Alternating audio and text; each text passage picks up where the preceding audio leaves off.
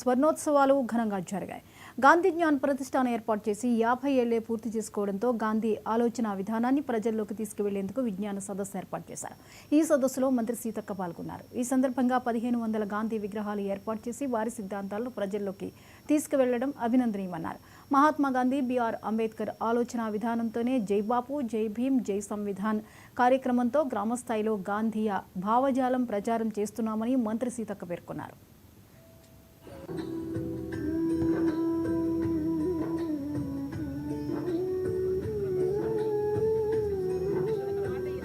Start అయి 50 సంవత్సరాలు అవుతున్న సందర్భంగా ఈరోజు 1500 విగ్రహాలను గాంధీ గారి యొక్క 1 ఫీట్ విగ్రహాలను మరి ఏర్పాటు చేసి వారి యొక్క జీవితాన్ని మరొకసారి ఈ సమాజానికి, దేశానికి గుర్తు చేయడం కోసం మరి యొక్క ప్రదర్శన నిర్వహించి వారి ఆలోచన విధానాన్ని ముందుకు తీసుకెళ్లాలని మరి గాంధీ ప్రతిష్టాపన సంస్థ వారు ప్రయత్నం చేస్తూ ఉన్నారు.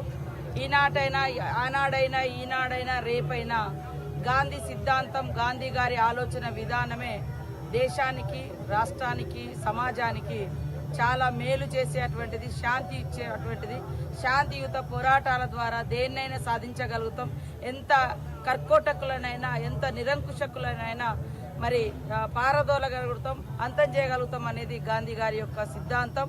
కాబట్టి గాంధీ గారి యొక్క ఆలోచన విధానాన్ని నేడు కాంగ్రెస్ పార్టీ మరి రాహుల్ గాంధీ గారి ఆధ్వర్యంలో, ఖర్గే గారి ఆధ్వర్యంలో, రేవంత్ రెడ్డి గారి ఆధ్వర్యంలో మరి మరింత సమున్నతంగా ముందుకు తీసుకెళ్లడం కోసం ఇప్పటికే ఏఐసిసి ఇచ్చిన పిలుపు మేరకు జై బాపు, జై భీమ్, జై సంవిధాన్ అనేటువంటి కార్యక్రమాన్ని గ్రామ గ్రామాన, పల్లె పల్లెలో తీసుకెళ్లి ప్రజలలో రాజ్యాంగం యొక్క గొప్పతనాన్ని, అదేవిధంగా గాంధీ గారి ఆలోచన విధానాన్ని, అంబేద్కర్ గారి యొక్క మరి రాజ్యాంగ స్ఫూర్తి రచించినటువంటి రాజ్యాంగ స్ఫూర్తిని మేము ఇప్పటికే తీసుకెళ్తున్నాం. అంతిమంగా శాంతి మరి సామరస్యమే గెలుస్తుంది.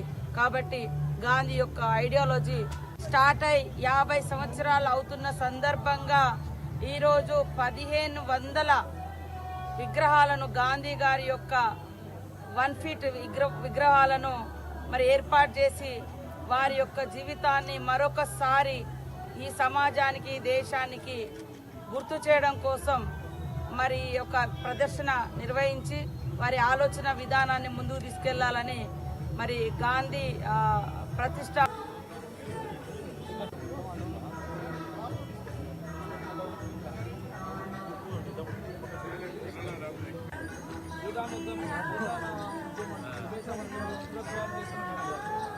ఉద్యమం